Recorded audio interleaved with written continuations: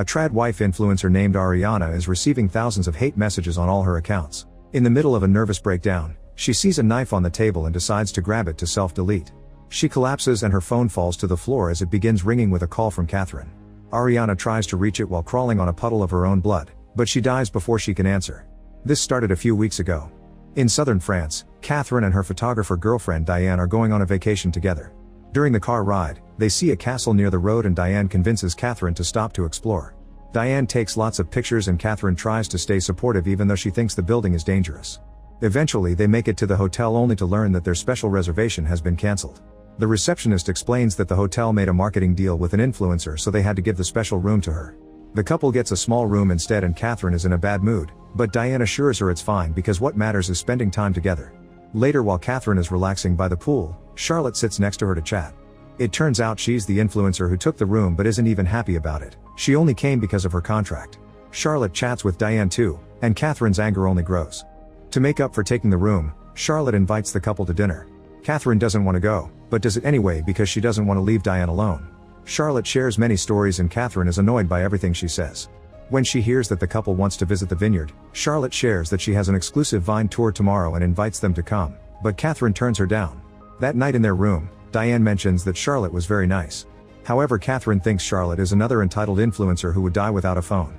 The next morning Charlotte approaches Catherine at the cafe and reveals she sent Diane the tickets to the vineyard tour because she wants her to take some photos. She thinks Diane is very talented and plans to introduce her to her other influencer friends so she can get more work. A very annoyed Catherine tells Charlotte that Diane isn't feeling well so she'll be her photographer instead. Moments later Catherine takes Charlotte to the abandoned castle to take cool pictures. She even gets Charlotte's phone and her password, making it seem like part of the job.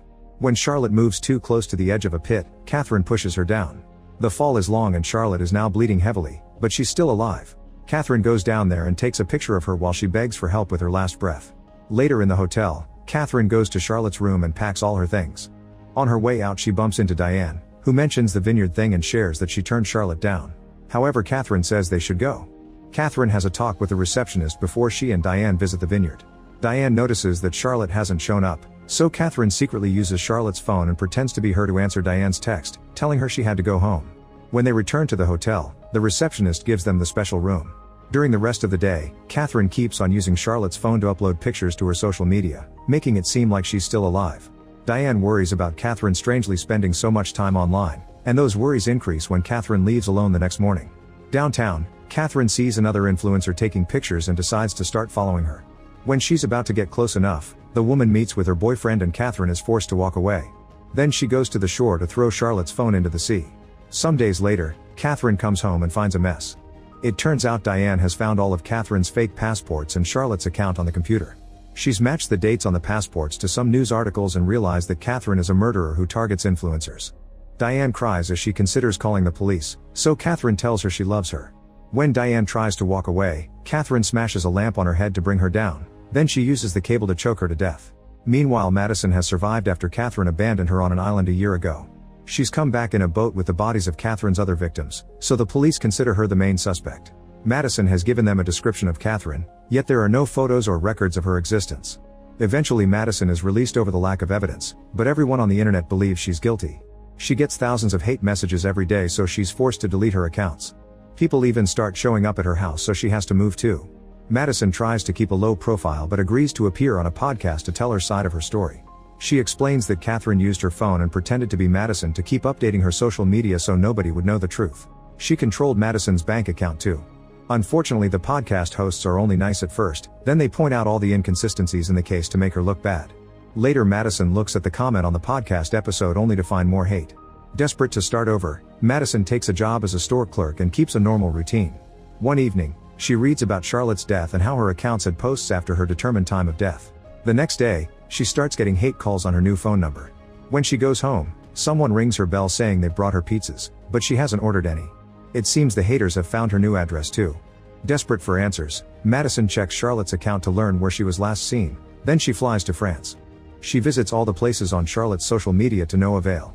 While taking a break at a cafe, Madison watches a video that Charlotte took at the hotel and sees Catherine in the background. She immediately drives to the hotel and tries asking the receptionist about Catherine, but he refuses to talk about the guests. After finding no clues in the building, Madison checks social media for pictures taken in the hotel. This allows her to find Diane's account, which has another photo of Catherine. Madison calls Diane's home and her parents tell her that Diane has moved to Bali, Indonesia with Catherine. Meanwhile in Bali, masculinist influencer Jacob has another successful stream teaching young men how to be jerks to women while pretending it's good morals. He's happy with the result, but his girlfriend Ariana thinks he isn't trying hard enough.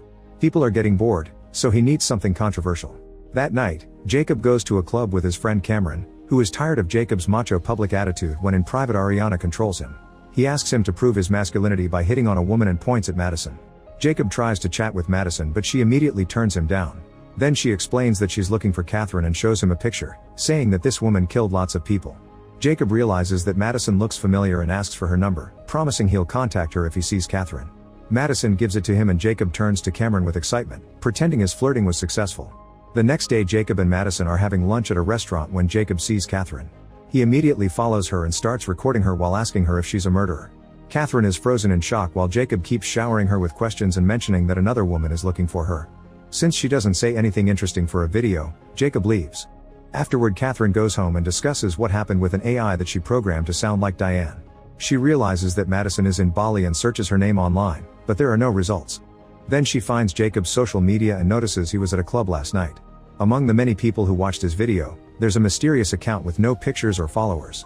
Catherine starts following that account's activity to learn the places it's visited. This allows her to find Madison in a very touristic area, but she runs away before she can be seen and return. At home, Catherine watches Jacob's stream about Madison, which also mentions her. She analyzes the background and quickly gets Jacob's address. She also studies Ariana's conservative videos to understand her philosophy. Whenever Diane's parents call, Catherine uses AI to replace her voice and face with Diane so her family thinks she's still alive. Next Catherine makes a social media account pretending to be Madison and befriends Cameron to learn about local events. That night Catherine finds Jacob at Cameron's party and tells him that Madison has been stalking her. Jacob talks to Catherine in private and hears her fake sob story about Madison trying to frame her for the murders. He doesn't know what to do and tells her to call the cops. Refusing to give up, Catherine joins the party and consumes happy powder with everyone. As soon as she has an opening, she talks to Jacob in private again, saying he's the only one who can protect her. When she's about to kiss him, Cameron interrupts them. Catherine rushes to the bedroom and tries to get naughty with Jacob, who turns her down because he has a girlfriend. Instead she asks for his help to catch Madison so they agree to meet later. After Jacob falls asleep on the couch, Catherine steals his keys from his bag and uses a special device to drain his phone battery. Then she sneaks out of the house. Moments later, Catherine is breaking into Jacob's home.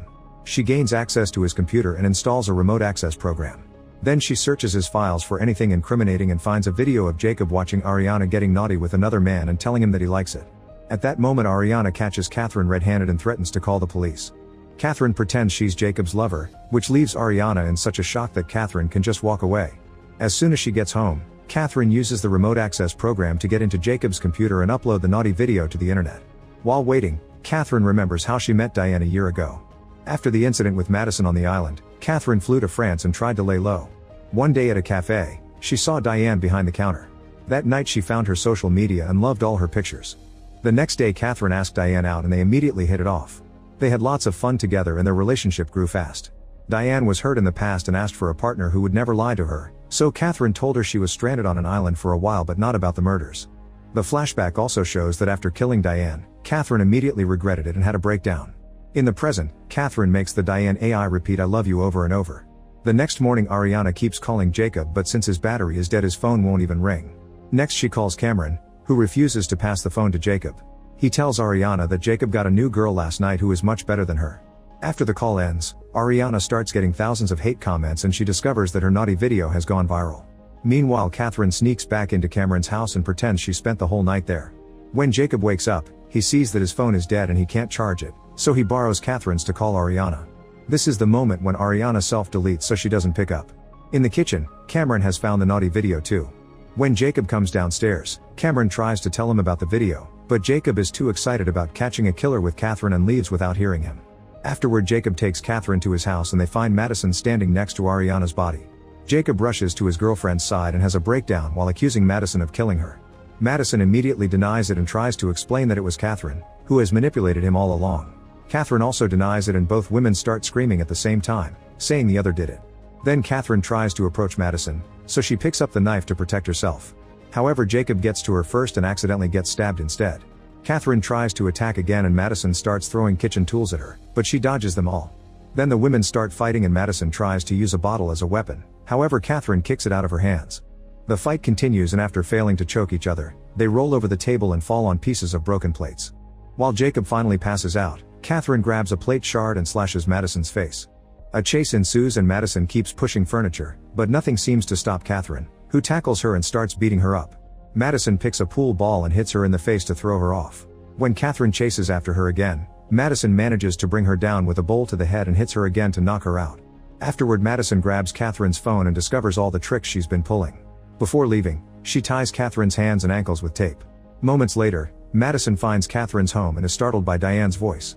After realizing it's just a computer, Madison searches the wardrobe and finds a box with the fake passports and a picture of Charlotte's body. Next she checks the computer and discovers the connection to Jacob's home. At that moment Jacob regains consciousness. Still believing Madison is the killer, he unties Catherine and wakes her up. Then he grabs Ariana's phone to call the police, but he freezes when he sees all the messages she sent him last night, including a text about finding Catherine at his computer. He also finds a message from a friend asking about the naughty video.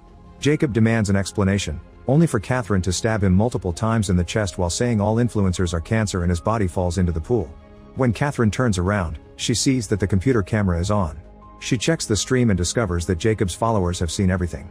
They love her and keep donating money. Meanwhile, Madison grabs all the evidence and leaves with a smile, ready to bring Catherine down at last. At that moment Cameron brings some girls to Jacob's house. Catherine immediately jumps on him with a knife and furiously stabs him over and over. The girls scream and run away, so Catherine chases after them too. Make sure to subscribe and turn on notifications so you can watch more videos like this. Thanks for watching.